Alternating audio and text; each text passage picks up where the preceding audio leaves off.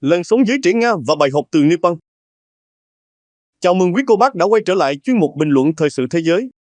Nội dung chính bao gồm biểu tình của giới trẻ Nga tại thành phố Saint Petersburg. Giới trẻ đã tụ tập phản đối việc bắt giữ một cô ca sĩ phản chiến. Cô gái ấy mới 18 tuổi, còn non tơ như bông lúa vừa trổ đầu. Nhưng khi bị giam vài ngày, người ta thấy hình ảnh cô như biến thành bà già, tóc bạc, áo quần dày cộm giữa mùa đông lạnh giá, khiến khó ai nhận ra. Chuyển sang một lá cắt khác, đời sống thực của dân Nga. Ở nhiều vùng xa xôi, cảnh tượng chẳng khác nào quay về thời đổi chác hàng hóa, như bà con mình hồi xưa đem cá khô đổi gạo. Trong khi đó, châu Âu lại thể hiện lập trường cứng rắn. Ngoại trưởng Phần Lan, bà Elena Valtovatonen, tuyên bố mạnh mẽ, chúng ta giúp Ukraine không phải để họ thất bại, mà để họ bảo vệ luật pháp quốc tế. Nếu bây giờ ai cũng muốn thay đổi biên giới nước khác bằng vũ lực, thì thế giới sẽ loạn như mùa nước nổi không bờ đê. Thưa quý cô bác, ở xứ Nga xa xôi, đã có hàng ngàn thanh niên trẻ tụ tập tại Moscow và Saint Petersburg để xuống đường phản chiến. Nhưng mấy cuộc biểu tình đó giống như gan nhỏ ra giữa dòng nước xiết. Chưa kịp chèo được bao xa thì bị cuốn ngược trở lại. Bởi lẽ ông Putin vẫn nắm chặt trong tay FSB, tức lực lượng mật vụ, cảnh sát chìm và cả quân đội.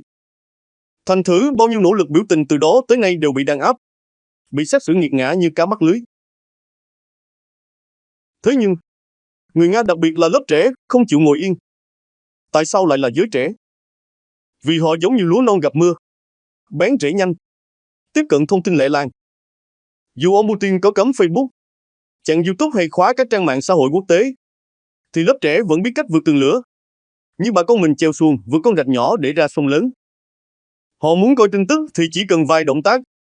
Công nghệ cho phép họ cập nhật tức thì.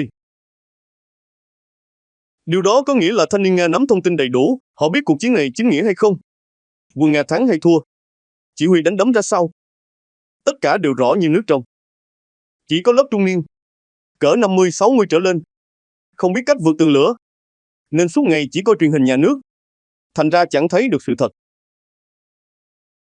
Chính vì vậy, những thành phố lớn như Moscow hay Saint Petersburg luôn tiềm ẩn nguy cơ bùng nổ biểu tình. Và như bà con thấy, ngay trong bài đăng này, Tổng thống Putin đã bắt đầu gặp vấn đề trong nước. Ở Saint Petersburg, giới trẻ đã tụ tập phản đối việc bắt giữ một cô ca sĩ phản chiến.